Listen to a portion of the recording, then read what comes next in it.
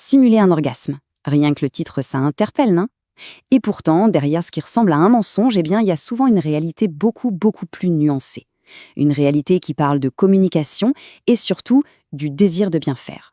Alors aujourd'hui, on va décortiquer le comment de cette performance, mais on va surtout voir pourquoi, au final, c'est l'authenticité qui est la seule vraie voie vers le plaisir. Voilà, cette phrase, elle résume tout. C'est vraiment le point de départ. En fait, il ne s'agit pas de mentir pour mentir. Non, c'est plutôt une tentative un peu maladroite parfois, c'est vrai, de protéger l'autre, de le rassurer, de préserver l'harmonie du moment.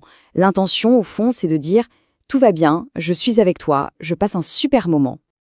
Oui, on parle bien de ça, la pression de plaire. C'est cette pression qui pousse à monter sur scène en quelque sorte, à jouer un rôle. Et pourquoi? Pour éviter la gêne, la déception, ou pire, pour ne pas égratigner l'ego de son ou sa partenaire. C'est une performance qui, c'est vrai, part souvent d'une bonne intention. Mais le paradoxe, c'est qu'en créant cette fausse réalité, on finit par abîmer exactement ce qu'on voulait protéger, la véritable intimité. Bon, mais alors, concrètement, comment ça marche? Eh bien, les sources qu'on a analysées proposent une espèce de guide, une véritable chorégraphie du plaisir simulé. Alors, attention, on va plonger dans cette fameuse mécanique de la performance, qui a pour but, vous l'aurez compris, d'imiter la montée en puissance naturelle de l'excitation. Ok, alors cette performance, elle se joue en 5 actes. C'est très précis. Acte 1, le corps entre en scène. La respiration s'accélère. Acte 2, les sons, les vocalisations qui montent progressivement en intensité. Acte 3, le mouvement du bassin. C'est une construction étape par étape.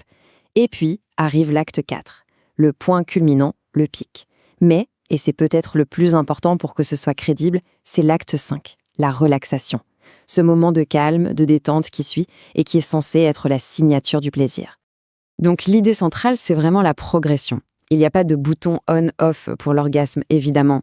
L'idée, c'est de raconter une histoire avec son corps. Une histoire où l'excitation monte, crescendo, jusqu'à la libération finale. C'est du théâtre, en fait. Une véritable mise en scène du plaisir. Bon, cette mise en scène, sur le papier, elle a l'air parfaite. Presque trop parfaite, peut-être. Mais est-ce que c'est vraiment infaillible? C'est là que tout bascule. Parce qu'au-delà du jeu d'acteur, il y a des choses qu'on ne peut tout simplement pas simuler. Le corps, lui, il a son propre langage. Un langage bien plus honnête. Et lui, il est quasi impossible de le faire mentir. Et voilà, c'est la biologie qui entre en jeu. Parce que, comme on vient de le dire, le corps ne ment pas.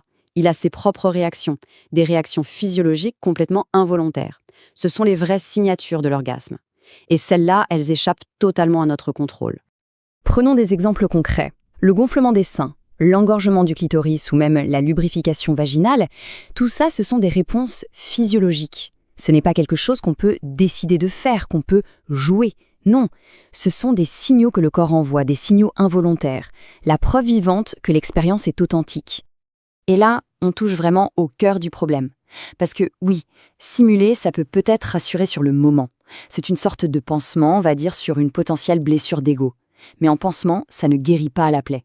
Ce n'est jamais la solution. Sur le long terme, ce petit mensonge, il ronge la confiance. Et surtout, il empêche de se poser les vraies questions sur ce qui ne va pas. Alors, si la performance est une impasse, on fait quoi? Quelle est la sortie de secours? Heureusement, il y a une autre voie. Une voie bien plus riche, bien plus vraie que le silence ou la simulation. Il est temps de quitter la scène de théâtre pour entrer dans la vraie vie. De passer de la performance à la connexion. Et pour ça, il y a un outil. Un outil tout simple, mais incroyablement puissant, la communication. On se retrouve donc face à deux chemins très différents. D'un côté, il y a la simulation. C'est la solution de facilité, soyons clairs. Une tactique à court terme pour ne pas froisser l'autre. Mais attention, il y a un prix à payer. Et ce prix, c'est la véritable intimité. Et de l'autre côté, il y a la communication. Alors oui, ça demande peut-être un peu plus de courage au début. Mais c'est ça et seulement ça qui construit la confiance. Et qui mène à un plaisir authentique, un plaisir partagé. C'est la solution durable. D'accord, mais comment on fait? Concrètement, comment on passe à l'action? Eh bien, les sources qu'on a consultées proposent un parcours en 3 temps vers l'authenticité. Première étape, sans doute la plus courageuse, parler.